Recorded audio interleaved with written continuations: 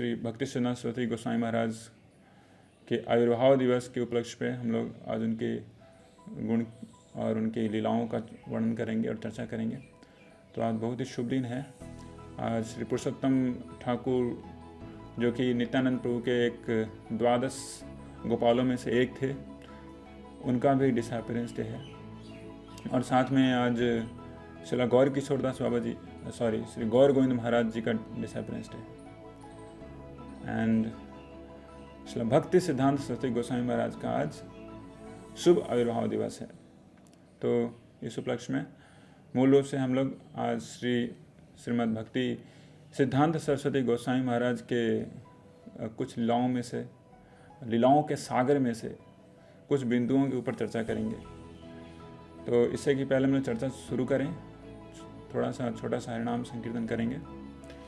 जय राधा माधव कुंज बिहारी, जय राधा माधव कुंज बिहारी, गोपी जन वल्लभ गिरिवरधारी, जय गोपी जन वल्लभ गिरिवरधारी, यशोदनंदन ब्रज जन रंजन, यशोदनंदन ब्रज जन रंजन, यमुना तेरा बनचारी, यमुना तेरा बनचारी।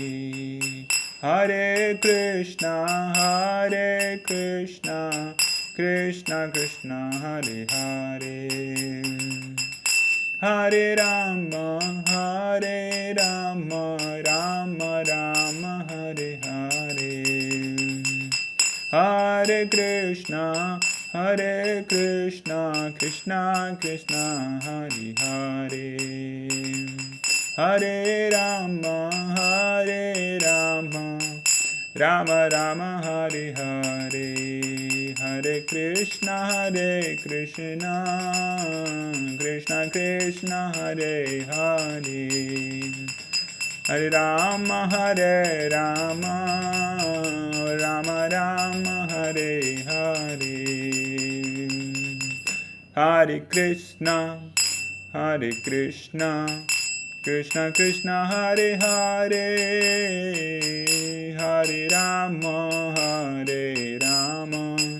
राम राम हरे हरे, हरे कृष्णा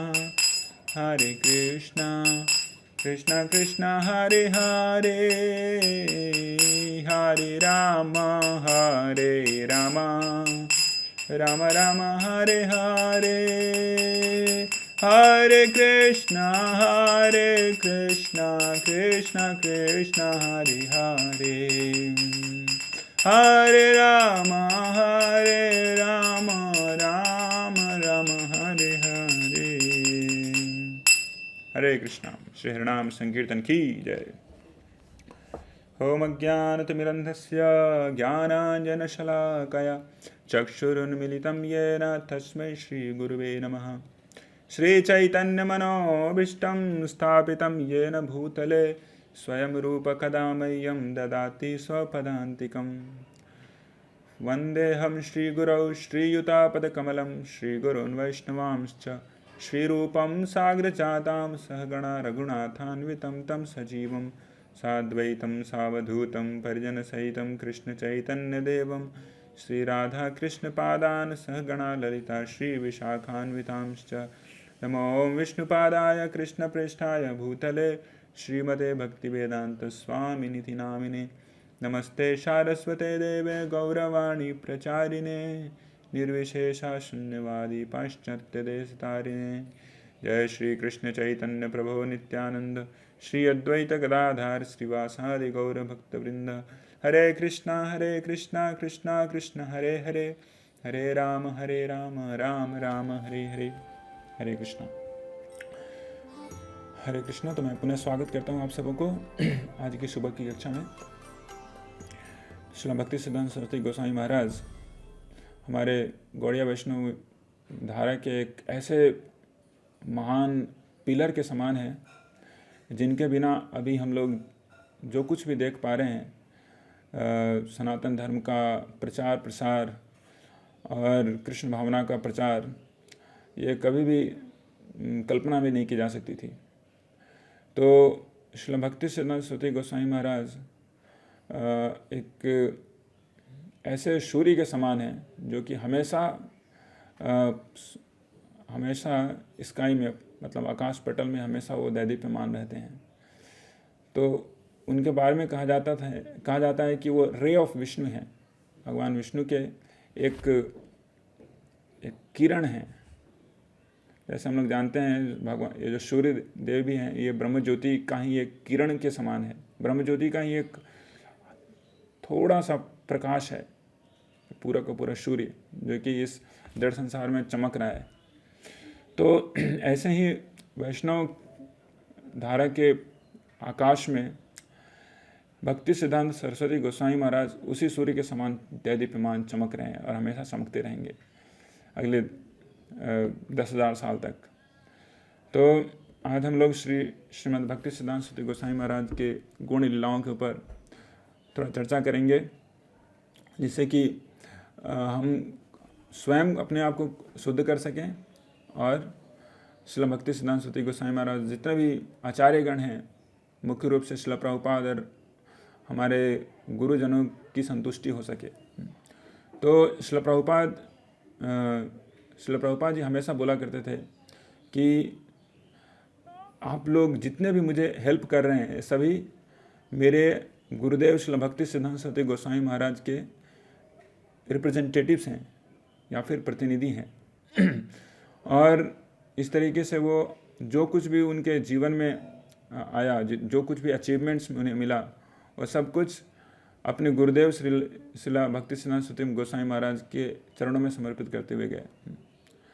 और श्रील प्रभुपाद जी हमेशा बोला करते थे कि मैंने जो कुछ भी अभी अचीव किया है सब कुछ मेरे गुरुदेव के द्वारा दिया गया है। तो कुछ समय ऐसा था कि श्रील प्रभुपाद जी जब प्रकट लीला में थे तो कुछ भक्त थे वो श्रील प्रभुपाद जी की किताबों को नहीं पढ़ते थे और श्रील भक्ति सिद्धांत सरस्वती महाराज की किताबों को पढ़ने लगे थे और श्रील भक्ति विनोद ठाकुर की किताबों को पढ़ने लगे थे। तो श्रील प्रभुपाद जी ने उस समय बोला था कि कोई भी सबसे पहले मेरी किताबों को पढ़ेगा, उसके बाद आचार्यों की किताबों को पढ़नी है। तो सभी आचार्यों की किताबों को पढ़नी है, सभी आचार्यों के पद चिन्हों पे हमें चलना है, लेकिन कैसे चलना है उसकी शिक्षा श्रील प्रभुपाद जी ने दी है। तो कई बार कुछ लोग बोलते हैं कि नहीं, हमें श्रील प्रभुपाद जी की किताबों को छोड़कर और किन्हीं की किताब नहीं पढ़नी चाहिए। बिल्कुल सही है, क्योंकि हमें अपने गुरु शिष्य परंपरा के प्रति बहुत ही ज़्यादा चेष्ट होना चाहिए। और जब हम लोग श्रील प्रभुपाद जी की सभी किताबों को पढ़ चुके हैं, श्रील प्रभुपाद जी की बायोग्राफी को पढ़ चुके हैं और इस तरीके से पारंगत हो चुके हैं सिद्धांत में, जो कि श्रील प्रभुपाद जी अभय चरण अरविंद भक्ति वेदांत स्वामी श्रील प्रभुपाद जी ने उसे निरूपित किया है, स्थापित किया है। उसके बाद हम लोग श्रील भक्ति सिद्धांत सरस्वती गोस्वामी महाराज, श्रील भक्ति विनोद ठाकुर, इन आचार्यों की कीर्तियों को, उनकी बायोग्राफीज़ को पढ़ सकते हैं, जिससे श्रील प्रभुपाद जी अवश्य खुश होंगे। लेकिन श्रील प्रभुपाद जी की किताबों को ना पढ़े हुए अगर हम लोग आगे बढ़ते हैं तो इसको कहते हैं jumping like monkey. Shrila Prabhupada ji बार बार बोला करते थे। तो श्रील प्रभुपाद जी की असीम अनुकंपा से और गुरुजनों की असीम कृपा से मैं आज चाहूँगा कि श्रील भक्ति सिद्धांत सरस्वती गोस्वामी महाराज की अथाह लीलाओं में से कुछ लीलाओं के बारे में चर्चा करूं। तो क्योंकि आज उनका आविर्भाव दिवस है, शायद इस चर्चा को श्रवण करके, कीर्तन करके हम उनके महान कृपा के भागीदार हो सकते हैं। तो मैं देख रहा हूँ अभी तक कुछ भक्त वृंद यहाँ पे हैं, फेसबुक पे सीरज प्रभु दिख रहे हैं और 2-3 और भक्त हैं जो ज्वाइन कर रहे हैं। तो श्रील भक्ति सिद्धांत सरस्वती गोस्वामी महाराज का जन्म 6 फरवरी 1874 को हुआ था। हम लोग सभी जानते हैं कहाँ पे हुआ था, जगन्नाथपुरी में हुआ था। तो जगन्नाथपुरी में श्रील भक्ति सिद्धांत सरस्वती गोस्वामी महाराज बिमला प्रसाद के नाम से वहाँ पर प्रकट हुए, जिनके पिताजी का नाम था श्री भक्ति विनोद ठाकुर। और उस समय जड़ जागतिक के रूप में उनका नाम विमला प्रसाद नहीं, केदारनाथ दत्ता के नाम से प्रसिद्ध था, और उनकी माँ का नाम था श्री भगवती देवी। और इस तरीके से वो जब हम लोग जानते हैं कि जब पुरी में जाएंगे तो ग्रैंड रोड में, अब ग्रैंड रोड अगर मंदिर से जाते हैं आगे गुंडीचा मंदिर की तरफ, जगन्नाथ मंदिर से गुंडीचा मंदिर की तरफ, तो बाएं तरफ में एक गौड़िया मठ है अभी, जो कि पहले केदारनाथ दत्ता जी का घर हुआ करता था। तो बंगाल में दो बहुत ही फेमस मजिस्ट्रेट हुए हैं जिनको अभी भी लोग याद करते हैं। उनमें से एक थे केदारनाथ दत्ता और दूसरे थे श्री बंकिम चंद्र जी, मोस्ट वाली बंकिम चंद्र। तो इस तरीके से केदारनाथ दत्ता बहुत ही प्रसिद्ध व्यक्ति थे वहाँ, और स्पेसिफिकली उस समय समाज में, और वो महान भक्त थे। और वो जितने भी सारे दर्शन हैं संसार में, क्रिश्चियन दर्शन, मुस्लिम दर्शन, गौड़िया वैष्णव दर्शन, जितने भी सबों को वो पढ़ चुके थे। और पढ़ने के बाद अंततोगत्वा उन्होंने चैतन्य चरितामृत पढ़ी, और पढ़ने के बाद उनका तो दिमाग ही मतलब वो चैतन्य चरितामृत दिमाग ही उनका ले गया, उनका दिलो दिमाग सब कुछ ले गया। और उनको समझ में आया कि पूरे ब्रह्मांड में जितने भी सिद्धांत हैं सबके शिरोमणि हैं कौन? श्री चैतन्य महाप्रभु के द्वारा दिया हुआ सिद्धांत, और इससे ऊपर कुछ भी नहीं है। तो उसके बाद वो पूरी लगन से लग गए चैतन्य महाप्रभु के इस जो मिशन है उसको आगे बढ़ाने के लिए। और इस तरीके से वो जहाँ पे भी जाते वो इस तरीके से महाप्रभु के बारे में लोगों को बताते, प्रचार प्रसार में लगते। भले ही वो गृहस्थ थे और उनकी कुल 11 पुत्र थे, समझ सकते हैं, और चौथे पुत्र के रूप में श्री विमला प्रसाद जी का आविर्भाव हुआ था। तो वो पहले से ये सोचते थे कि वो प्रार्थना करते थे कि हे जगन्नाथ स्वामी, मुझे एक ऐसे पुत्र को दीजिए जो मैं चाहता हूँ श्री चैतन्य महाप्रभु के इस मिशन को आगे बढ़ाना, उसको और आगे बढ़ाए और मुझे हेल्प करे, मुझे सहायता करे। तो उसी प्रार्थना की गुहार को सुन के श्री चैतन्य महाप्रभु और श्री जगन्नाथ स्वामी ने एक महान पुरुष को प्रकट किया श्री केदारनाथ दत्ता जी के घर में, और वो और कोई नहीं श्री भक्ति सिद्धांत सरस्वती गोसाई महाराज थे। तो जब वो जन्म लिए तो एक बहुत बड़े एस्ट्रोलॉजर को बुलाया गया था। तो उन्होंने देखा कि आज तक मैंने इतने हाथ देखे, इतने ये मतलब ग्रह नक्षत्र देखे हैं, लेकिन ऐसा नहीं देखा, इनके जैसा नहीं देखा। इनके पर्सनालिटी में, इनके व्यक्तित्व में पूरे के पूरे 32 महापुरुष के जितने लक्षण हैं वो सभी पाए गए हैं, सही पाए जा रहे हैं। तो बहुत ही खुश था, और उन्होंने बताया कि ये व्यक्ति आगे चल के बहुत महान व्यक्ति होगा और भगवत धर्म का प्रचार करेगा, श्रीमद् भागवतम का प्रचार करेंगे। तो पहले से ही इसकी भविष्यवाणी हो गई थी। और हम लोग जानते हैं कि उनका जन्म हुआ था माता के गर्भ से, और माता के गर्भ से जो नाड़ी लगी होती है बच्चे में, अम्बिलिकल कॉर्ड, वो एकदम जैसे जनेऊ होता है ना, सैक्रेड थ्रेड, वैसा एकदम लगा हुआ था। मतलब जन्मजात वो ब्राह्मण थे। और उसके बाद अन्नप्राशन हुआ जगन्नाथ जी के महाप्रसाद से, और उसमें एक रिचुअल है जिसमें बच्चों के सामने कुछ अलग अलग चीज़ों को रखा जाता है, जिससे उनको और चीज़ों को रख के उनको बस छोड़ दिया जाता है कि आप जिस तरफ जाना चाहें, जो चीज़ आपको अच्छा लगे वो आप चुन लो। तो श्री भक्ति सिद्धांत सरस्वती गोसाई महाराज के सामने बहुत सारे खिलौने थे, पैसे थे, श्रीमद् भागवतम भी था। तो उन्होंने किसी को न चुन के श्रीमद् भागवतम को अपना लिया। इसको देख के जितने भी वहाँ पे भक्त थे सब लोग बहुत खुश हुए और जय जय करने लगे, जय जय जय जगन्नाथ स्वामी की जय। और इस तरीके से सब लोग आश्वस्त हो गए कि ये व्यक्ति यही व्यक्ति है, यही जो बालक है, ये आगे चल के श्रीमद् भागवतम का प्रचार प्रसार करेगा, चैतन्य महाप्रभु की वाणी का प्रचार प्रसार करेगा। और भी सबसे महत्वपूर्ण जो कि हम सबों को जानना चाहिए कि 6 महीने के बाद, अभी से 6 महीने के बाद जगन्नाथ रथ यात्रा होने वाला है। और जिस वर्ष इनका जन्म हुआ विमला प्रसाद जी का, उसी वर्ष की रथ यात्रा में जो जगन्नाथ स्वामी का रथ है वो सीधे जाके रुका कहाँ पे, केदारनाथ दत्ता जी के घर के सामने एकदम, और वहाँ पे जाके रुक गया तो बस रुक गया, 3 दिन तक रुक गया। समझ सकते हैं, हम लोग जब जगन्नाथ जी को निकालते हैं तो एक दिन में ही पहुँचा देते हैं खींच खींच के, है कि नहीं।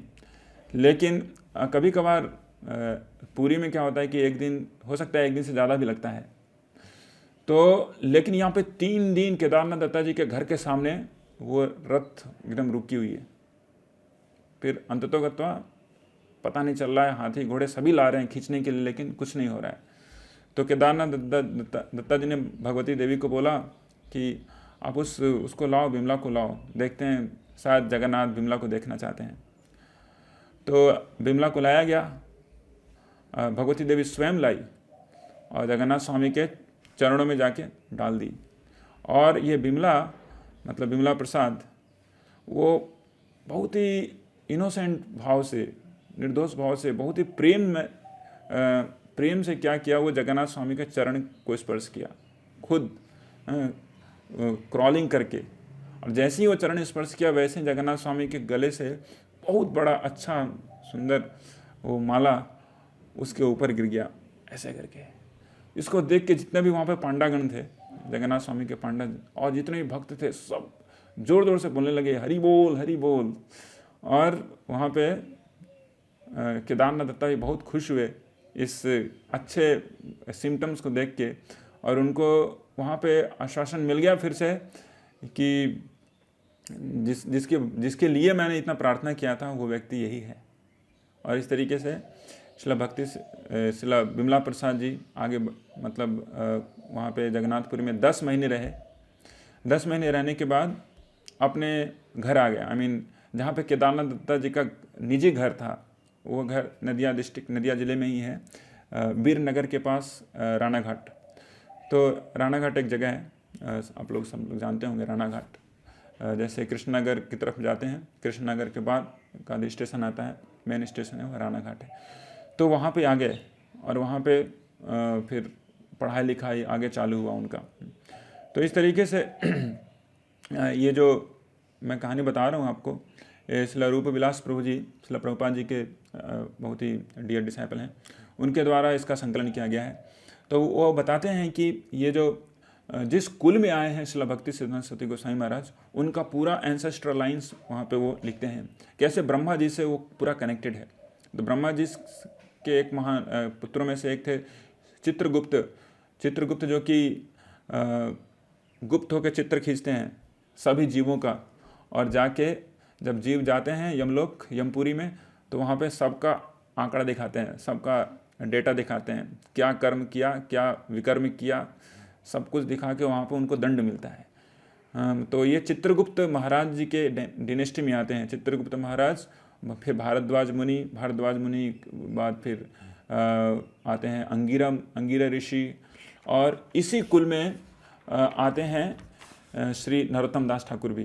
कृष्णानंद, जो महाराज कृष्णानंद थे, उनके पुत्र श्री नरोत्तम दास ठाकुर भी शिला भक्ति सिद्धांत सरस्वती महाराज की एंसेस्ट्रल लीनियज में आते हैं, शिला भक्ति विनोद ठाकुर के एंसेस्ट्रल लीनियज में।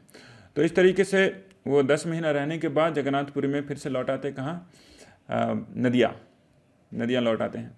और वहाँ पे जब वो बस 2 साल के ही होते हैं तो एक बहुत ही अद्भुत घटना होती है। बस 2 साल के होते हैं, 2 साल का बच्चा।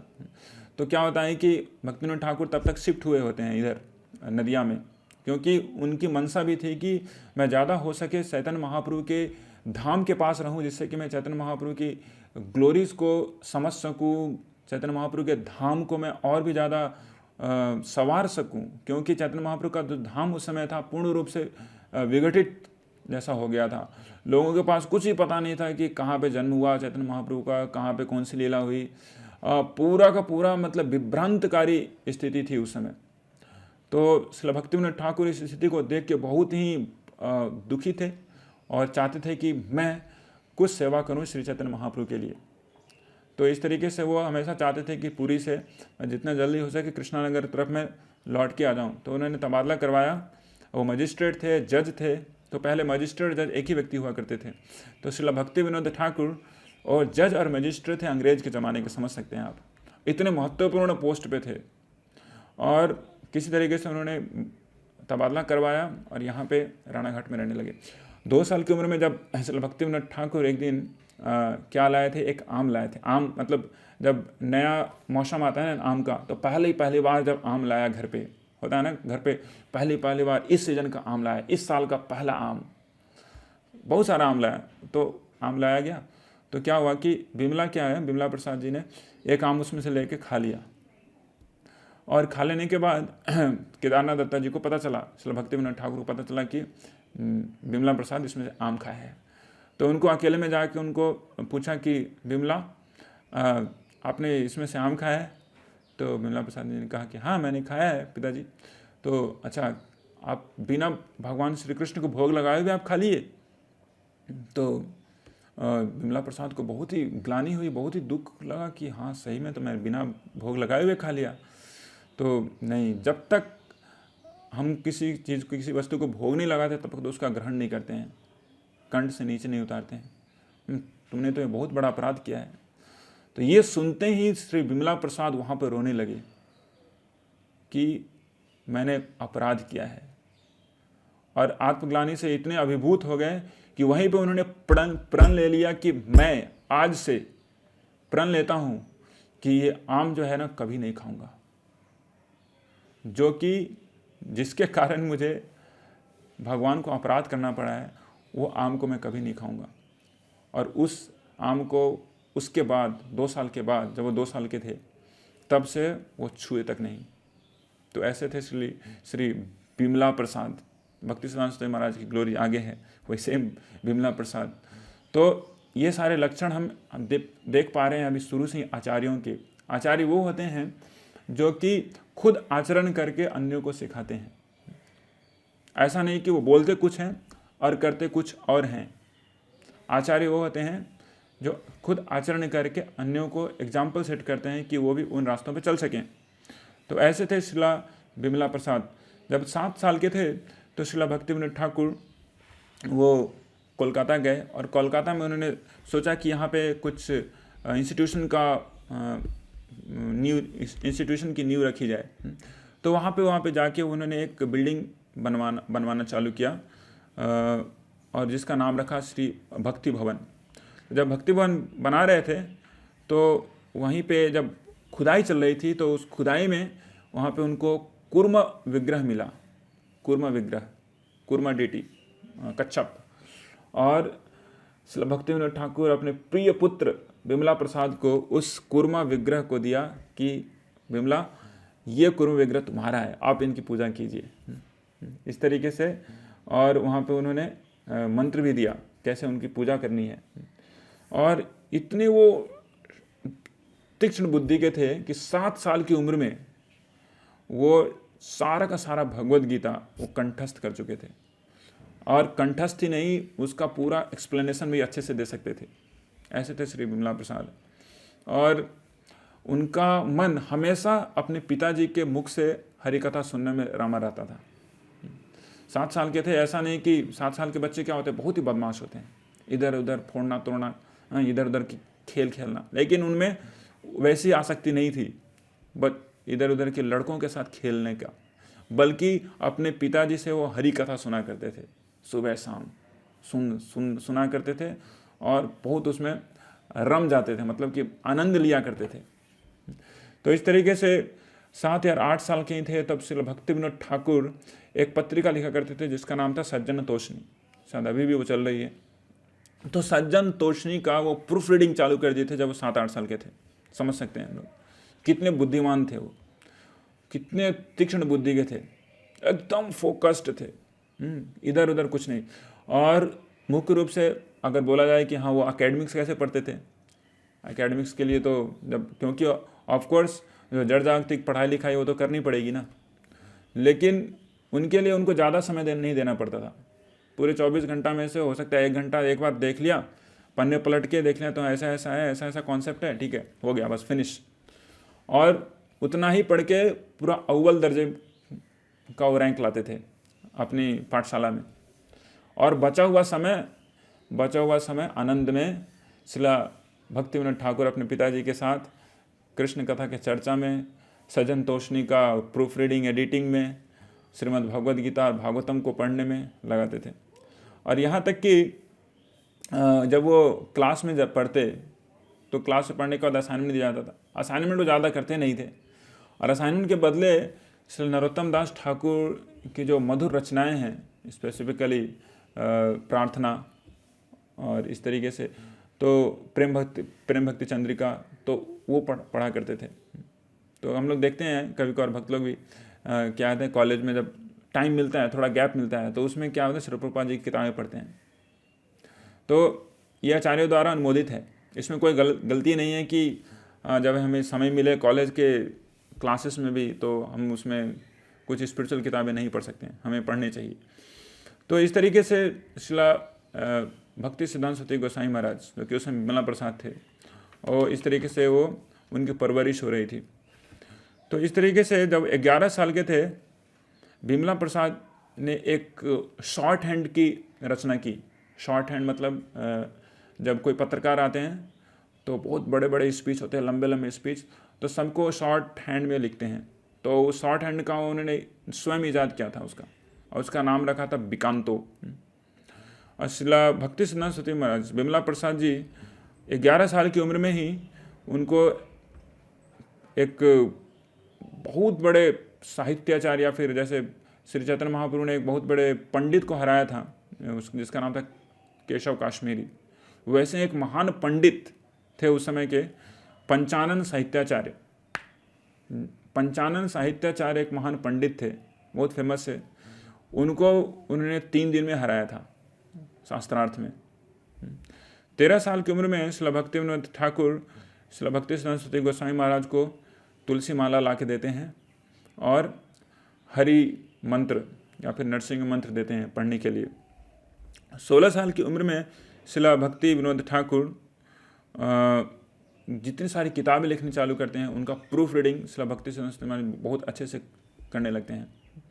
और इस तरीके से 16 साल की उम्र में, जैसे 16 साल जो है ना, वो प्राइम यूथ का उम्र होता है, और उन्हें कोलकाता में जाके, क्योंकि कोलकाता में उनका घर था भक्ति भवन, और वहाँ पे जाके उन्होंने एक अलग ही एक सेपरेट पार्टी बनाई या फिर एक दल बनाया, एक सभा बनाया जिसका नाम रखा चीर कुमार सभा। चीर कुमार सभा रखा था, मतलब कि उस सभा में वैसे लोग रहेंगे जो कि ब्रह्मचर्य का व्रत का पालन करना चाहते हैं, ब्रह्मचर्य व्रत का पालन करना चाहते हैं। तो ये विमला प्रसाद जी ने चीर कुमार सभा का स्थापना किया और बहुत सारे लोग उसमें आए। चीर कुमार सभा मतलब कि जो ब्रह्मचर्य व्रत का पालन करना चाहते हैं और साथ साथ में हरि भक्ति भी साथ में करना चाहते हैं। तो ऐसे लोगों का एक दल बनाया। लेकिन दुख की बात है कि उस दल में, उस सभा में, चीर कुमार सभा, चीर मतलब होता है बहुत दिन तक, और कुमार मतलब कि जिनकी शादी नहीं हुई, जिनका विवाह नहीं हुआ, तो बहुत दिन तक अविवाहित रहने वाली सभा अगर बोला जाए तो उस चीर कुमार सभा में सिर्फ एक ही व्यक्ति था जो कि चीर कुमार रह सका, हाँ, जिनका नाम था शिला भक्ति सिद्धांत सरस्वती गोस्वामी महाराज। तो हम लोग देखते हैं शिला भक्ति सिद्धांत सरस्वती गोस्वामी महाराज और शिला भक्ति विनोद ठाकुर पुत्र और पिताजी का संबंध है। फिर भी दोनों के डिमीनर में, दोनों के भावों में अंतर है। जहाँ पे शिला भक्ति सिद्धांत सरस्वती गोस्वामी महाराज बहुत ही स्ट्रिक्ट थे, वह भी शिला भक्ति विनोद ठाकुर बहुत ही सहज, बहुत ही एकोमोडेटिव थे। और इस तरीके से वो आगे, क्योंकि आगे चल के उनको बहुत ऐसे ऐसे कार्यों को अंजाम देना है जिसकी ज़रूरत थी उस समय पूरे वैष्णव संप्रदाय को, वैष्णव समाज को, जिसको बोलते हैं श्री रूपानुगा अपसिद्धांत ध्वंत हारिणे। ये उनका एक, उनके प्रणाम मंत्र में से एक आता है कि रूप गोस्वामी के दिए हुए जितने भी परिपाटी है, जितना भी उनका मार्गदर्शन, जितना भी उनका प्रिंसिपल्स है, उसके विरुद्ध जो कोई भी थोड़ा सा भी इधर उधर कर रहा है तो उसको बस शिला भक्ति सिद्धांत सरस्वती महाराज उड़ा देते थे। मतलब उनके सामने कोई टिक नहीं सकता जो कि शिला रूप गोस्वामी के पद चिन्हों पे नहीं चल रहे हैं। तो उसके बाद 18 जब साल के हुए तब वो संस्कृत कॉलेज में उन्होंने नाम लिखवाया और वहाँ पे पढ़े। बस 2 साल में इन्होंने संस्कृत का ग्रामर, जितने भी डिक्शनरी है, सबको समझो कि बस रट लिया मतलब कि चलते फिरते इंसाइक्लोपीडिया थे। इनको देख के संस्कृत कॉलेज के जो डीन थे उन्होंने बोला कि आप और भी आगे पढ़िए ना, आपका भविष्य बहुत उज्जवल है संस्कृत में। लेकिन श्रील भक्ति सरस्वती महाराज ने बोला उनको कि हाँ उज्जवल तो है, लेकिन अगर मैं और आगे पढ़ता रहूं तो हो सकता है कि मैं जड़ संसार में और बंध जाऊंगा, इसलिए मुझे और नहीं पढ़ना। तो उन्होंने कॉलेज छोड़ दिया। कॉलेज छोड़ के फिर से भगवान श्री कृष्ण की इंटेंस भक्ति को ज्वाइन किया अपने पिताजी के साथ, श्रील भक्तिविनोद ठाकुर जी के साथ। तो इस तरीके से जब वो 23 साल के हो गए थे तो ऑफ कोर्स 20-23 साल में है ना अपनी आमदनी करने की ज़रूरत पड़ती है लोगों को, तो इस तरह का प्रेशर आ रहा था उनके ऊपर भी। तो प्रेशर देखिए, प्रेशर पिताजी से नहीं था लेकिन उनके दोस्तों से था, है ना। वो बोले भी एक जगह पे कि अगर मैं और भी पढ़ता हूँ तो मेरी विद्वता मुझे फोर्स करेगी कि मैं और भी जड़ संसार की चीज़ों में और भी ज़्यादा उलझ जाऊँ। हो सकता है कि मैं संसार के बंधनों में फंस जाऊँ। तो इस तरीके से उन्हें डर था। और 1897 में उन्होंने एक चतुष्पाठी की स्थापना की, शिला भक्ति भवन, जो भक्ति भवन बनाया था शिला भक्तिविनोद ठाकुर ने। और वहाँ पे वो लोगों को पढ़ाया करते थे, एस्ट्रोलॉजी पढ़ाया करते थे। और पढ़ाते पढ़ाते उन्होंने एक बहुत ही अच्छा एक सूर्य सिद्धांत, जो कि बहुत दिनों से वो लगभग भुला दिया गया था। सूर्य सिद्धांत, 2 सिद्धांत है, सूर्य सिद्धांत और चंद्र सिद्धांत एस्ट्रोलॉजी का। तो सूर्य सिद्धांत के ऊपर उन्होंने बहुत ही एलेबोरेट किताब लिखी थी, थीसिस लिखी थी। और इस तरीके से ये जब थीसिस कलकत्ता यूनिवर्सिटी के एक प्रोफेसर सर आशुतोष मुखर्जी जी पढ़े तो उनका तो दिमाग ही उड़ गया। उन्होंने बोला कि ऐसा व्यक्ति कोई सामान्य व्यक्ति नहीं हो सकता है ये जिसने इसकी रचना की है। और उनसे खुश होके ये आशुतोष बनर्जी, तो इन्होंने क्या किया कि शिला भक्ति सिद्धांत सरस्वती गोस्वामी महाराज को एक उपाधि देनी चाहिए, बिमला प्रसाद को। आशुतोष मुखर्जी ने बोला कि आपको मैं चेयर देता हूँ एक एस्ट्रोलॉजी में, कलकत्ता यूनिवर्सिटी के एस्ट्रोलॉजी डिपार्टमेंट में एक मैं सीट देता हूँ आपको, गणमान्य लोगों का सीट, है ना, चेयर। तो शिला भक्ति सरस्वती महाराज ने उनको बिल्कुल ठुकरा दिया कि नहीं, मुझे नहीं चाहिए। क्यों ठुकरा दिया? क्योंकि वो चेयर फिर से उनको वहीं चेयर पे रख देता, हरिभजन को छोड़ के, हरिभक्ति को छोड़ के। तो इस तरीके से इतने महान कैलिबर के महान विद्वता को रखने वाले थे शिला भक्ति सिद्धांत सरस्वती महाराज, लेकिन वो हमेशा चिंतित रहते थे कि कौन सी चीज़ मुझे हरिभजन से दूर ले जाएगी। एक एक कार्य वो इस तरीके से करते थे कि इतने सजग होके करते थे कि हो ना वो कार्य उनको हरिभक्ति से दूर ले जाए। तो ऐसे ही हमें भी आचार्यों के अनुगमन करने चाहिए कि हमें देखना चाहिए कि कोई ऐसा तो कार्य नहीं कर रहे हैं हम कि जिसके कारण हम और ही फंस जाएंगे हरिभक्ति को छोड़ के। ऐसे बहुत सारे लोग थे जो अपनी विद्वता को बढ़ाने के लिए और विद्वता का डंका लोगों तक सुनाने के लिए वो ऐसे ही स्कॉलस्टिक परसूट में बह जाते हैं, यूजुअली बह जाते हैं, और अन्य चीज़ों की तो बात ही दूर है। लेकिन शिला भक्ति सिद्धांत सरस्वती महाराज जो बिमला प्रसाद उस समय थे, वो एक एक कदम ऐसे रखते थे क्योंकि वो भगवान श्री कृष्ण के नित्य पार्षद थे। वो हमेशा सोचते थे कि कैसे मैं हरि भजन में फिर से अपने आप को संयुक्त कर पाऊँ। और ऑफकोर्स वो हमेशा संयुक्त थे, लेकिन इसका डर था कि वो कहीं खो न दे उस विद्वता के, मतलब क्या बोलते हैं उसको, विद्वता के इस तरीके से शो में ना। तो इस तरीके से उन्होंने वहीं पे जो हम लोग अभी आजकल नवदीप, ये जो वैष्णवा कैलेंडर हम लोग के पास है, ये उन्हीं की देन है, शिला भक्ति सिद्धांत सरस्वती गोस्वामी महाराज की। श्री जगन्नाथ दास बाबा जी महाराज उस समय थे जब वो 23 साल के थे 1897 में, और जगन्नाथ दास बाबा जी महाराज ने उनको अनुग्रह किया कि आप वैष्णव पंजिका का निर्माण कीजिए। तो शिला भक्ति सिद्धांत सरस्वती महाराज ने उनके कहने पे वैष्णव पंजिका का भी निर्माण किया, जिसका नाम रखा था नवदीप पंजिका। उसके बाद 1895 से 1905 में वो इतने विख्यात हो गए थे कि त्रिपुरा के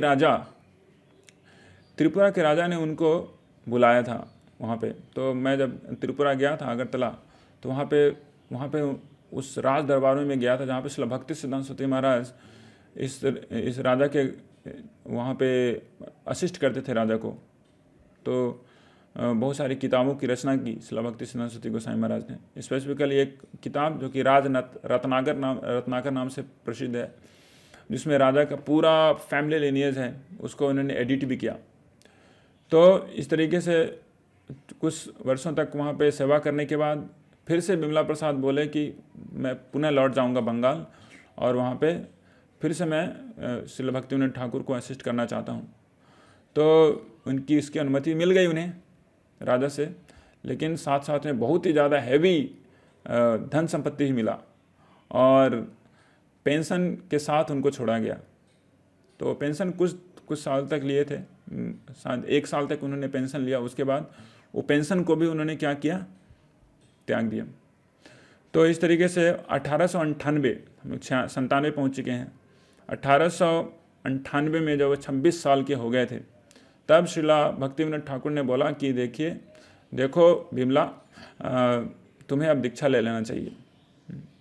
तो उसी समय श्रीला गौर किशोर दास बाबा जी महाराज वो वृंदावन छोड़ के नवद्वीप आए थे 1898 में। पहले वो वृंदावन में भजन किया करते थे। तो उस समय दीक्षा लेने के लिए मतलब जो बोनाफाइड ऑथराइज्ड भक्त बहुत कम होते थे, बहुत कम। और अन्य लोगों की इतनी बाढ़ थी, जैसे सहजिया और सोकाल छद्म कवर्ड वैष्णविज्म, इसकी बाढ़ हो गई थी। लेकिन जो शुद्ध गौड़िया वैष्णव बहुत ही कम मिलते थे। तो उनमें से एक थे श्रील गौर किशोर दास बाबा जी महाराज, जो कि वृंदावन में भजन किया करते थे। वृंदावन में जाके भजन कर रहे थे, तो चैतन्य महाप्रभु ने उनको बोला कि जाओ नवद्वीप में जाके भजन करो। तो नवद्वीप आ गए। नवद्वीप में आके यहाँ पे वो भजन कर रहे थे। तो वहाँ पे श्रील भक्तिविनोद ठाकुर तो पहले ही से ही थे, भक्तिविनोद ठाकुर को वो जानते थे। और श्री बिमला प्रसाद जी को भक्तिविनोद ठाकुर ने आज्ञा दिया कि जाइए आप गौर किशोर दास बाबा जी से दीक्षा ग्रहण कीजिए, आप उनके ही शिष्य हैं। और इस तरीके से ठीक है। तो बिमला प्रसाद तो बहुत ही प्रसिद्ध थे, यहाँ तक कि गौर किशोर दास बाबा जी महाराज भी उनकी विद्वता को जानते थे। और गौर किशोर दास बाबा जी महाराज ठहरे एक अनपढ़ जो कुछ नहीं जानते हैं, हरि भक्ति को छोड़कर कुछ भी नहीं जानते हैं। तो पिताजी की आज्ञा थी, तो श्रील बिमला प्रसाद जी चले दीक्षा लेने के लिए। तो वहाँ पे पहुँचे, प्रणाम किया गुरुदेव को और उनकी सेवा की और पूछा कि मेरे पिताजी ने आपसे दीक्षा लेने के लिए बोला है, कृपया मुझे ग्रहण करें अपने शिष्य के रूप में। तो पहले दिन जब ऐसा प्रस्ताव किया बिमला प्रसाद जी ने, तो उन्होंने बस ठुकरा दिया। बस बोला कि नहीं, ये सब नहीं हो सकता मेरे से, मैं लायक नहीं हूँ तुम्हें दीक्षा देने के। तुम बहुत इतने बड़े विद्वान हो, सूर्य सिद्धांत पता नहीं क्या क्या आपने पढ़ा, मैं तो कुछ भी नहीं पढ़ा हूँ, मैं तो अनपढ़ हूँ। तो अनपढ़ कैसे आपके जैसे विद्वान व्यक्ति को दीक्षा दे सकता है। तो इस तरीके से ठुकरा दिया गया। बहुत देर तक प्रार्थना की कि नहीं, आप मुझे एक्सेप्ट कीजिए, मेरा ये जो विद्वता है कोई भी काम का नहीं है। जब तक मैं एक गुरु को प्राप्त न कर लूँ, एक शिष्य के रूप में गुरु की सेवा न करूँ, तो इस विद्वता का क्या औचित्य है, कुछ नहीं है। तो जब ऐसे वो करुणावश मतलब गुहार कर रहे थे श्रील गौर किशोर दास महाराज, लेकिन गौर किशोर दास महाराज जी कुछ भी नहीं सुन रहे थे। तो बोला कि ठीक है, आप ऐसा बोल रहे हो तो आप जाओ, कल आओ, मैं रात में या फिर कभी पूछूंगा चैतन्य महापुरुष से, डायरेक्टली पूछ लूँगा कि मुझे आपको दीक्षा देना है कि नहीं। अच्छा ठीक है। तो भक्ति सिद्धांत महाराज उनको प्रणाम किए और वहाँ से चले गए अगले दिन के लिए। तो फिर अगले दिन आते हैं तो श्रील गौर किशोर दास महाराज से पूछा गया कि प्रभु आपने क्या पूछा। तो गौर किशोर दास बाबा जी महाराज बोलते कि ओ मैं तो भूल गया। तो श्रील भक्ति बिमला प्रसाद जी बोले कि कोई बात नहीं गुरुदेव, आप फिर से पूछ लीजिएगा, लेकिन कृपया मुझे अपने शिष्य के रूप में मुझे ग्रहण कीजिए। तो फिर गौर किशोर दास बाबा जी महाराज बोले कि ठीक है, तुम डिस्टर्ब मत करो मुझे, जाओ, हाँ कल आना, मैं कल पूछ के बता दूंगा, पक्का पक्की बता दूंगा, चिंता मत करो। हाँ, तो फिर आ गए कल, तो तीसरे दिन आ गए विमला प्रसाद जी दीक्षा के लिए। तो तीसरे दिन जब आए तो शिला गौर किशोर दास बाबा ने से पूछा कि आपने पूछा? तो बोला कि वो मैं पूछ नहीं पाया, और ये भी बोल दिया कि मैं तुमको एक्सेप्ट नहीं कर सकता, मैं उसके लायक नहीं हूँ, शायद कोई दूसरा व्यक्ति तुम्हारे गुरु बनने लायक है, आप उनको एक्सेप्ट करो। जब ऐसा बोला तो शिला विमला प्रसाद के हृदय में वो जो सेपरेशन या फिर वो ह्यूमिलिटी, विनम्रता की जो अग्नि धधकने लगी और तुरंत वहाँ से निकल गए। और सामने ही एक पुल था और पुल पे चढ़ के वो रोने लगे, चिल्लाने लगे कि हाँ मैं जानता हूँ आप और श्री चैतन्य महाप्रभु है ना, आप उस निष्ठुर लंपट कृष्ण के भक्त हैं ना, आप लोग क्यों मेरे जैसे पतित आदमी को आप शरण दोगे? मैं लायक नहीं हूँ, आप लोग क्यों दोगे मुझे शरण? और बिलख बिलख के वहाँ पर रोने लगे, रो के बोल रहे थे, करुणा न होइबे कांदिया कांदिया प्राण न रखे बुआर, गुरुदेव कृपा बिंदु दिया। आप अगर करुणा नहीं करेंगे तो मैं रो के यहीं पे प्राण को त्याग दूंगा, आत्महत्या कर लूँगा। और वो निकल गए आत्महत्या करने के लिए। जब देखा शिला गौर किशोर दास बाबा जी महाराज ने कि ये व्यक्ति अपने प्राण को रख नहीं पाएगा अब, तो उन्होंने उनको वहाँ पे बुला लिया फिर से और एक्सेप्ट किया कि हाँ विमला प्रसाद, मैं तुम्हें एक्सेप्ट करता हूँ मेरे अपने शिष्य के रूप में, जो कि मेरा पहला और अंतिम शिष्य होगा। और इस तरीके से विमला प्रसाद वहाँ पे बनते हैं श्री दैत वृषभानुवी देवी दैत दास, वर्षभानुवी देवी दैत दास, मतलब कि श्रीमती राधा रानी के अति प्रिय व्यक्ति, अति प्रिय दास, ऐसा उन्होंने नाम दिया अपने प्रिय शिष्य को। और इसके बाद और उनको आज्ञा भी दी कि आप भगवान कृष्ण का नाम का प्रचार कीजिए। तो इस तरीके से उनका दीक्षा हुआ। तो हम लोग देखते हैं कितना कॉन्ट्रास्ट सिमिलैरिटी है श्री नरोत्तम दास ठाकुर जी के लीला से भी। नरोत्तम दास ठाकुर ने भी जब श्री लोकनाथ गोस्वामी को अप्रोच किया था तो कुछ ऐसे ही घटना हो रही थी उनके साथ। और फिर उसके बाद 1900 में श्रील भक्ति सिद्धांत सरस्वती गोस्वामी महाराज और उसके बाद एक बहुत बड़ी किताब की रचना करते हैं, उसका नाम था बंगे सामाजिक। बंगाल में जितनी सारी डिफरेंट कास्ट है, डिफरेंट समुदाय है, समाज है, सब का उसमें वर्णन था। और उसके बाद उसका वर्णन करने के बाद जब उसको पब्लिश किया गया तो जितने बड़े बड़े विद्वान जन थे बंगाल के, सब लोग दंग रह गए कि ये जो व्यक्ति इसको लिखा है ये कोई ऑर्डिनरी आदमी नहीं हो सकता है, कोई साधारण आदमी नहीं हो सकता। तो उसके बाद शिला भक्ति विनोद ठाकुर 1900 में वो जगन्नाथपुरी गया। जगन्नाथपुरी जाने के बाद वहाँ पे इंटेंस भजन करना चालू किया जगन्नाथपुरी में। और समुद्र के किनारे हरदास ठाकुर की समाधि के पास में उन्होंने एक जगह लिया, छोटा सा जगह जहाँ पे अपनी कुटीर बनवाई और उसका नाम रखा भक्ति कुटी। और भक्ति कुटी में वहाँ पे इंटेंस भजन किया करते थे और वहाँ पे वैष्णव लिटरेचर्स, वैष्णव साहित्यों की रचना किया करते थे।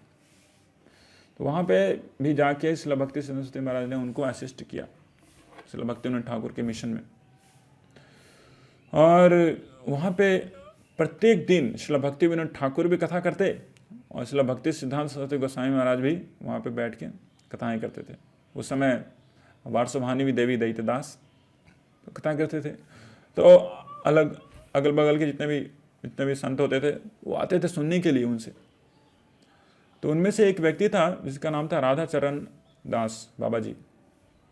ये जो व्यक्ति थे उस समय 1900 में उन्होंने कुछ अपना ही अपसंप्रदाय टाइप का फिलॉसफी या दर्शन सामने लेके आए। वो शिला भक्ति विनोद ठाकुर की की क्लास में अटेंड करते थे वो, लेकिन भक्ति सिद्धांत सरस्वती गोस्वामी में कभी सुहाता नहीं था कि ये व्यक्ति क्यों आता है, इसको नहीं आना चाहिए यहाँ पे, इसका पता नहीं कुछ मूड ही अलग है, लेकिन सुनता है भक्तिविनोद ठाकुर से। भक्तिविनोद ठाकुर एकोमोडेटेड थे, लेकिन श्रील भक्ति सिद्धांत महाराज तो बोलते थे, पिताजी why you are allowing this person to come. तो उनका आपस सिद्धांत क्या था कि वो बोलते थे हरे कृष्ण महामंत्र का जप जोर जोर से नहीं करना चाहिए, मन में करना चाहिए। हरे कृष्ण महामंत्र का जो कीर्तन जोर जोर से नहीं करना चाहिए, ऐसी धारणा को नया नया जन्माया था उन्होंने। जबकि श्री चैतन्य महाप्रभु चैतन्य चरितामृत में इसका वर्णन है कि ऐसा नहीं है। हरे कृष्ण महामंत्र का जोर जोर से उच्च स्वर में कीर्तन किया जाता था, उच्च स्वर है। और उन्होंने एक नया दूसरा ही मंत्र बनाया था, जो कि आप अगर पूरी गए होंगे तो साथ सुने होंगे, मैं उस मंत्र को बोलना भी नहीं चाहता। तो इस तरीके से नया मंत्र बना दिया उन्होंने, उसको लोग जोर जोर से जप करते थे। और भक्ति सिद्धांत सरस्वती महाराज ने उनको ललकारा कि आपको ये बंद करना चाहिए। और तीसरा चीज़ क्या किया कि उन्होंने सखी बेखी वाला जो एक नया अपसंप्रदाय उसका निर्माण किया। अपने शिष्यों को एक महिला के ड्रेस में डाल के उनको ललिता सखी के नाम से बुलाया करते थे, जो कि वैष्णव सिद्धांतों के विरुद्ध है। आप इस शरीर में ही किसी को अगर आप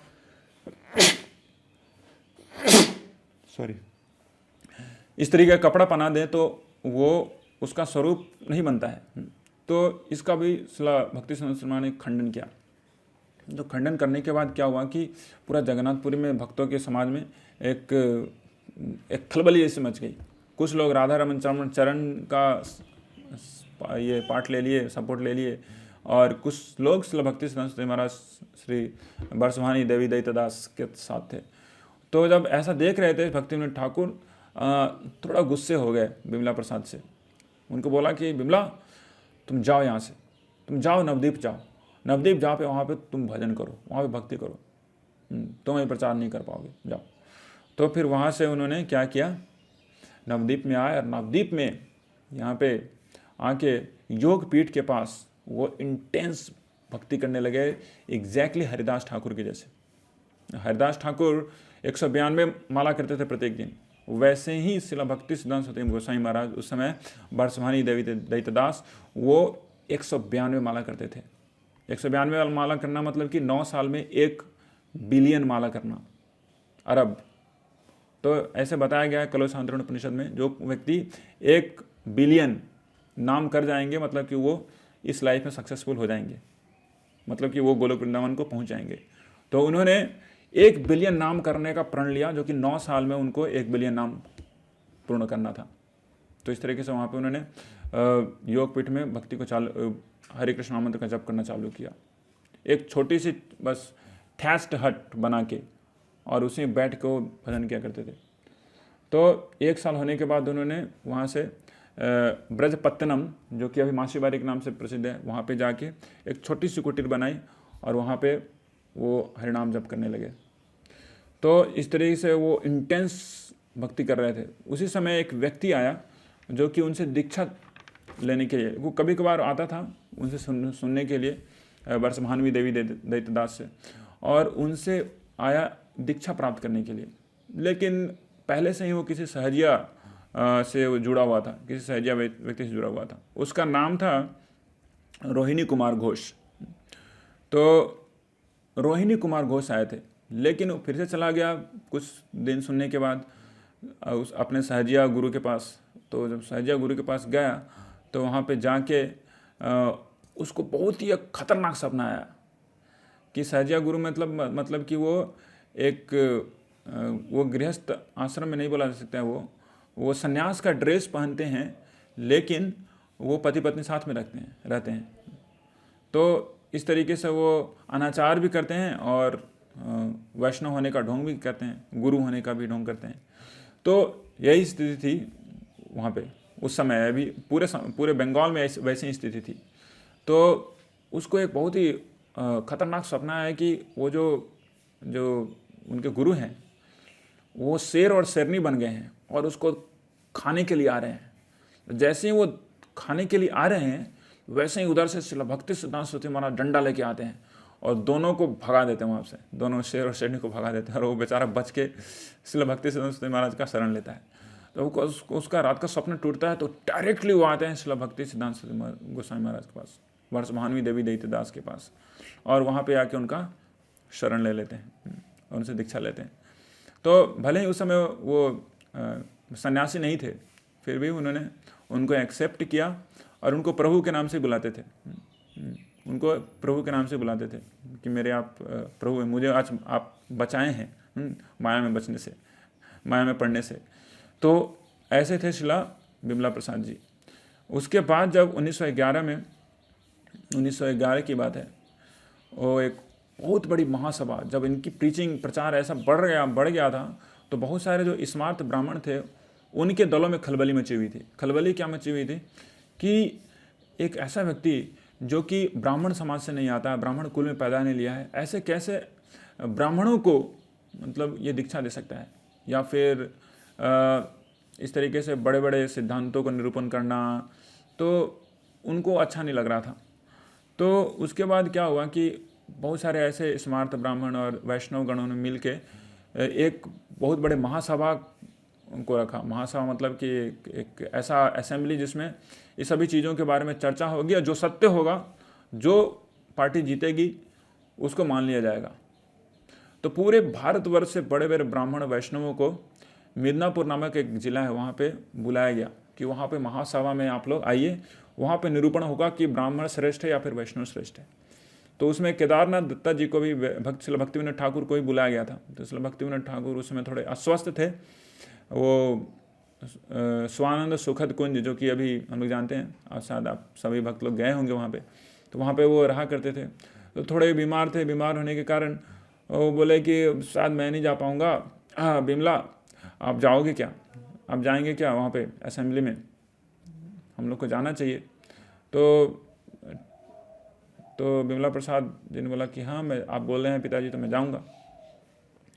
तो बिमला प्रसाद ने कुछ समय लेके कुछ मतलब साथ 10-15 दिन लेके एक बड़ी मोटी किताब की रचना कर दी, वैष्णव ब्राह्मण वैष्णव ऐसे करके, और उसमें ऐसे ऐसे साक्ष्यों का उन्होंने वर्णन किया था, निरूपण किया था, और उनके पिताजी को बताया, दिखाए वो किताब। उसको किताब को देखने के बाद श्रील भक्तिविनोद ठाकुर का हृदय पूरा गदगद हो गया और बोलने लगे कि ट्रूली सरस्वती, कि सरस्वती सही में तुम सरस्वती हो, जाओ तुम उस सभा के विजेता बनोगे। तो उसके बाद श्री भक्ति सिद्धांत सरस्वती वहाँ से निकले, वर्षभानवी देवी दैत्यदास, और बहुत ही रॉयल वे में उनका स्वागत किया गया, बहुत ही रॉयल वे में मिदनापुर में। और बहुत सारे लोग बोलने के बाद उनको भी प्रत्येक दिन कुछ समय मिलता था बोलने के लिए।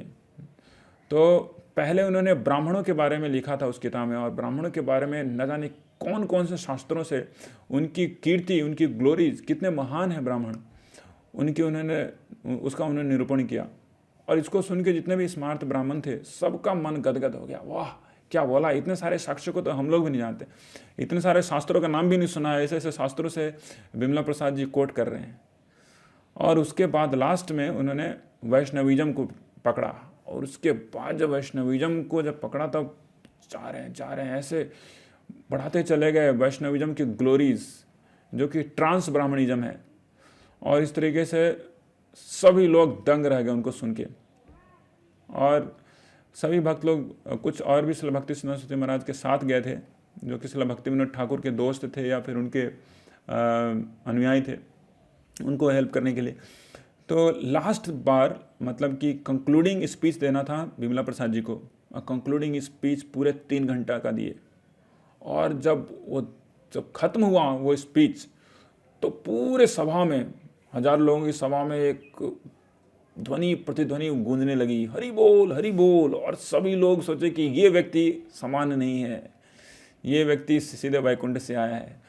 तो इतने लोग दौड़ने लगे, उनको गले में उनको गोद में उठा लिया और उनके उनका चरण का धूल लेने लगे। तो भक्ति सिद्धांत सरस्वती महाराज, वर्षभानवी देवी दैत्यदास तो नहीं चाहते थे कि उनका चरण को स्पर्श करे। तो तुरंत ही जितने पुलिस थे सब लोग आ गए, यहाँ ठीक है, आप लोग शांति बनाए रखिए, सब चीज़ का उपाय कर दिया जाएगा। तो उनके चरण के रज को थोड़ा सा निकाल के एक बहुत बहुत बड़े बकेट में डाल दिया गया और उसमें पानी डाल दिया गया और वो चरणामृत बन गया, है ना, बहुत बहुत ज़्यादा चरणामृत बन गया। और सभी लोगों को जो कि इस तरह से हल्ला कर रहे थे, हमें उनके चरण का रज चाहिए, चरण, बोला कि सबको लाइन लगा दीजिए, आप लोग लाइन लगा लीजिए, एक एक करके सबको आपको इनका चरणामृत मिलेगा। तो इस तरीके से उनकी वहाँ पे विजय हुई। श्रील भक्ति सिद्धांत सरस्वती गोस्वामी महाराज की विजय, मतलब कि भगवान श्री कृष्ण की विजय, वैष्णवों का विजय। तो इस तरीके से श्रील भक्ति सिद्धांत सरस्वती महाराज ने वैष्णविज्म को स्थापित किया, जो कि ब्राह्मणिज्म से भी श्रेष्ठ है। उसके बाद एक दूसरा लहर आया था, जिसमें लोग, बहुत सारे ऐसे लोग बोल रहे थे, प्रतिकार कर रहे थे कि चैतन्य महाप्रभु भगवान श्री कृष्ण नहीं है। वो बोल रहे थे चैतन्य महाप्रभु भगवान श्री कृष्ण नहीं है, और ये जो आप लोग गायत्री मंत्र करते हैं, गौर मंत्र, ये पता नहीं कौन से शास्त्र से आप लोग पढ़ते हैं, ये भी प्रमाणिक नहीं है, ऑथराइज नहीं है। तो इसको लिया गया, फिर से भक्ति सरस्वती महाराज ने इस इशू को लिया और एक सभा में, जो कि नवद्वीप में ही हुआ था, नवद्वीप में एक जगह है, वहाँ पे जाके उन्होंने इसका खंडन किया और इसको पूरा इस्टेब्लिश कर दिया कि नहीं, गौर चैतन्य महाप्रभु भगवान श्री कृष्ण स्वयं हैं और उनका जो मंत्र है वो पूर्ण रूप से वो प्रतिपादित है और सत्य है और बोनाफाइड ऑथराइज्ड है। तो इस तरीके से उन्होंने अथर्ववेद से भी इसका निरूपण किया और इस तरीके से प्रचार किए जा रहे थे। 1912 में वो एक जगह पे बुलाए गए थे, एक बहुत बड़े राजा थे, राजा का नाम था महाराज मणिंद्रनंद नंदी, मतलब उस समय वही बहुत बड़े जमींदार थे। तो उनके घर पे बुलाए गए थे हरिकथा करने के लिए, और वहाँ पे वो अन्य इधर उधर के बहुत सारे लोगों को भी बुलाया था, सहजिया ग्रुप के लोगों को बुलाया था। तो जब उन लोगों ने देखा, सहजिया ग्रुप के लोगों ने देखा कि यहाँ पे तो विमला प्रसाद है, मतलब कि उनकी तो हालत ख़राब हो गई। तो उन्होंने कुछ ऐसा षड्यंत्र रचा कि विमला प्रसाद को एकदम समय नहीं मिले बोलने के लिए। तो किसी भी तरीके से उन्होंने कार्यक्रम को जारी रखा और विमला प्रसाद को समय नहीं दे, क्योंकि वो जानते थे कि अगर विमला प्रसाद के मुख से ये राजा सुन लेंगे तो हम लोग की कट जाएगी, हम लोग का पत्ता पूरा कटेगा। तो सबने इस तरीके से पूरा षड्यंत्र रचा था। 3 दिन तक वो चला, लेकिन 3 दिन तक उनको बिल्कुल भी समय नहीं मिला हरिकथा करने का। लास्ट दिन समय मिला 10 मिनट का, और 10 मिनट के समय में वो कुछ बोले, लेकिन फिर से कुछ लोग ने उनका प्रतिकार किया, हल्ला गुल्ली करके चालू करके उनको रुकवा दिया। तो श्रील भक्ति सिद्धांत सरस्वती गोस्वामी महाराज वहाँ से तुरंत वो रवाना हो गए, कुछ भी नहीं खाए उस राजा के घर पे, कुछ भी नहीं। और जब वो निकल गए तो वहाँ के लोग, वो जो सहजिया संप्रदाय कुछ लोग थे, उन्होंने जाके नंदी, जो कि राजा थे, मतलब उनका सरनेम था नंदी, नंदी मतलब कि एक ऐसा कास्ट जो कि तेल बेचते हों, अपन तिली बोलते हैं उसको, तिली। तो उन्होंने जाके कॉम्प्लेन किया, पता है विमला प्रसाद आपके घर पे क्यों नहीं खाए, क्योंकि आप तिली जाति से हैं इसलिए नहीं खाए, ऐसा लांछन लगा रहे थे। तो लेकिन ये जो राजा थे उनको सी ऑफ करने गए थे स्टेशन पे, सी ऑफ करने गए थे मणिंद्र चंद्र नंदी जी। तो वहाँ पे उन्होंने पूछा कि आपने मेरे घर पे एक भी दाना क्यों नहीं खाया। बोला कि मैं आपका कोई कल्याण, श्रील भक्ति सरस्वती महाराज ने बोला कि मैं आपका कुछ भी कल्याण नहीं कर पाया, मैं जो बोलने आया था, हरिकथा करने के लिए आया था, उसका मुझे अवसर ही नहीं मिला। तो मैं अगर आपको कुछ दे नहीं पाया, कुछ कर नहीं पाया आपकी सेवा, तो मैं क्यों आपसे कुछ सेवा लूँ, ये सही नहीं होगा। तो वो वहाँ से निकले और कासिम बाजार जगह से धुबुलिया का ट्रेन पकड़े। धुबुलिया बगल में ही है, मायापुर के बगल में। भूखे धुबुलिया से आए, 3 दिन तक नहीं खाए हुए, समझ सकते हैं आप। उसके बाद धुबुलिया से मायापुर कम से कम तो वो 15 किलोमीटर होगा, पैदल चल के आए बिना खाए पिए, और यहाँ आके उन्होंने प्रसाद लिया। तो ऐसे थे आचार्य श्रील भक्ति सिद्धांत सरस्वती गोस्वामी महाराज। 1913 में उन्होंने कलकत्ता में जाके, पहले तो इधर ही कलकत्ता में जाके प्रिंटिंग प्रेस की वहाँ पे स्थापना की और उसका नाम रखा बृहद मृदंगा। और वहाँ से न जाने कितनी सारी किताबें, यहाँ तक कि प्रत्येक दिन एक न्यूज़पेपर निकालते थे बहुत ही विभत्स प्रचार उन्होंने चालू किया उस समय। 1915 में फिर जब वो इस तरीके से हरिभक्ति में पूर्ण रूप से संलग्न थे, एक तो बहुत बड़े एक बिजनेसमैन कुंज बिहारी जी आते हैं और बोलते हैं कि मैं आपका हेल्प करने के लिए तैयार हूँ और आपके मिशन में मैं चलूँगा। और 1915 में ही शिला बिमला प्रसाद जी बारसुहानी देवी दैतदास को श्री पंच तत्व दर्शन देते हैं। कहाँ पे? योगपीठ के बगल में जो माँ शिवारी है वहाँ पे, जब वहाँ पे वो भक्ति करते रहते हैं तो पंच तत्व आते हैं। पंच तत्व के संकीर्तन में श्री भक्ति विनोद ठाकुर जो कि ऑलरेडी शरीर छोड़ चुके हैं, मतलब गोलोक धाम को नित्य लीला को जा चुके हैं, और शिला गौर किशोर दास बाबा जी महाराज सभी आते हैं और वो वहाँ पे रो रहे होते हैं कि मैं तो, मुझे ना विद्या आती है, मुझे ज्ञान है, ना मेरे पास सपोर्ट है, मैं कैसे महाप्रभु की सेवा करूँगा, कैसे उनका हरिनाम संकीर्तन को आगे ले जाऊँगा। तो श्री चैतन्य महाप्रभु पंचतत्व सभी बोलते हैं कि बारसुहानी देवी दैतदास चिंता मत करो, हम लोग सभी आपके साथ हैं, आप आगे बढ़ो, जो कुछ भी चाहिए आपको मिशन के लिए सब कुछ मैं दूंगा, आप आगे बढ़िए। तो इस तरीके से उन्होंने प्रचार कार्य शुरू किया बहुत ही विग्रसली 1915 के बाद।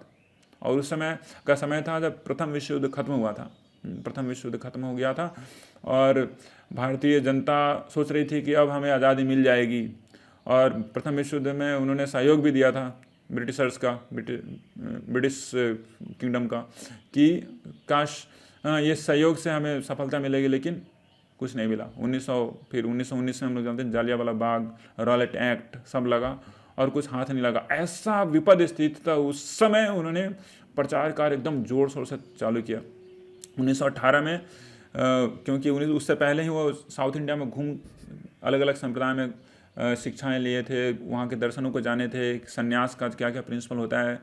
तो उस समय गौड़िया वैष्णविज्म में सन्यास का प्रिंसिपल उतना ज़्यादा कोई मानता नहीं था, मतलब सन्यास होता ही नहीं था। कोई भी अगर भगवान की भक्ति करना चाहता है तो या तो उसको पूरे समाज से हट जाना पड़ेगा, बाबा जी बन जाना पड़ेगा, तभी वो भक्ति कर सकता है। लेकिन शिला भक्ति सिद्धांत सरस्वती महाराज ने सोचा और पूरा देखा उन्होंने कि ऐसे प्रचार नहीं हो सकता है। जब तक कि हम लोग वर्णाश्रम धर्म का स्थापना नहीं करेंगे, जब तक हम लोग ब्रह्मचर्य, वानप्रस्थ, गृहस्थ, संन्यास ऐसा जो स्ट्रक्चर है उसको हम लोग नहीं लाएंगे, तब तक प्रचार नहीं हो सकता है।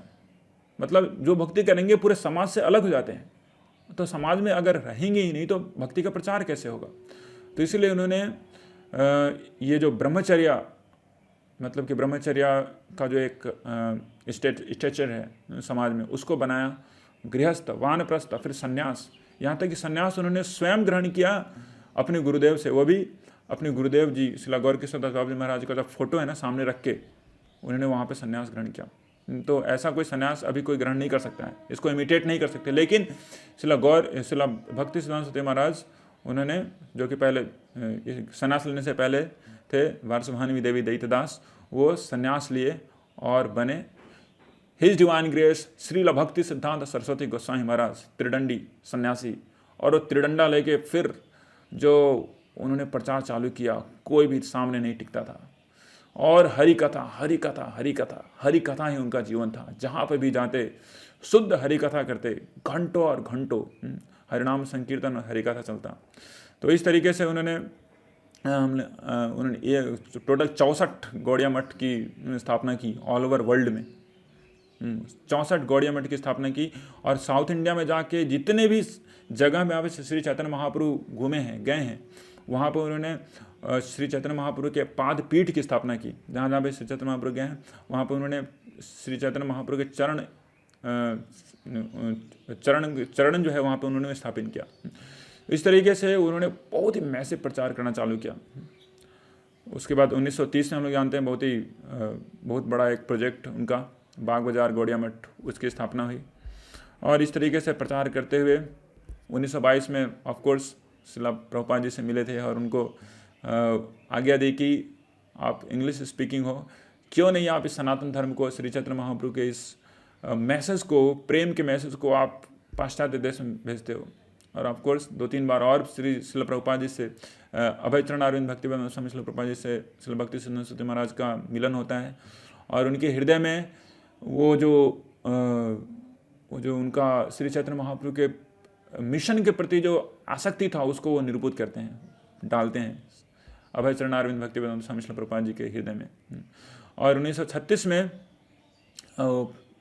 64 गौड़िया मठ और 108 पाद पीठ इस तरीके से प्रचार करके 1936 में वो सोचते हैं कि अब मैं अपनी इस लीला को यहीं पे संवरण करता हूँ। 1936 में वो पुरी में थे और नवंबर दिसंबर में उनकी तबीयत और भी ख़राब होने लगी और पूरा इंटेंस भजन में वहाँ पे चटक पर्वत के पास, चटक पर्वत के ऊपर में उनका एक भजन कुटीर है, जो भक्त नहीं देखे उन जाके देख सकते हैं। तो वहाँ पे वो जाके भक्ति किया करते थे, भजन किया करते थे, इंटेंस भजन। और उसके बाद दिसंबर 6 को वो लौटते हैं पुरी से कलकत्ता और इधर उनका देहावसान होता है। तो इस तरीके से महान वैष्णव आचार्य श्रील भक्ति सिद्धांत सरस्वती गोसाई महाराज, जिनकी बदौलत हम लोग अभी बिना किसी भय के हरिनाम संकीर्तन का प्रचार हर जगह कर सकते हैं, ऐसे सिंह गुरु को हमारा शत शत नमन हो। और उनके इस महान आविर्भाव दिवस के उपलक्ष्य में हम लोग आशा करते हैं कि हम भी उनके शरण में आके, आचार्यों की शरण में आके, गुरुजनों की शरण में आके हरिनाम संकीर्तन के प्रचार प्रसार में भाग ले सकें, शुद्ध रूप से भाग ले सकें, जैसे श्रील भक्ति सिद्धांत सरस्वती महाराज चाहते थे वैसे भाग ले सकें। तो इस तरीके से मैं अपनी वचनों को यहीं पे विराम देता हूँ। हरे कृष्ण कृष्ण कृष्ण हरे हरे, हरे Ram Ram Ram Hare Hare. His divine grace Srila भक्ति सिद्धांत सरस्वती गोस्वामी महाराज श्रील प्रभुपाद की जय। हरे कृष्ण।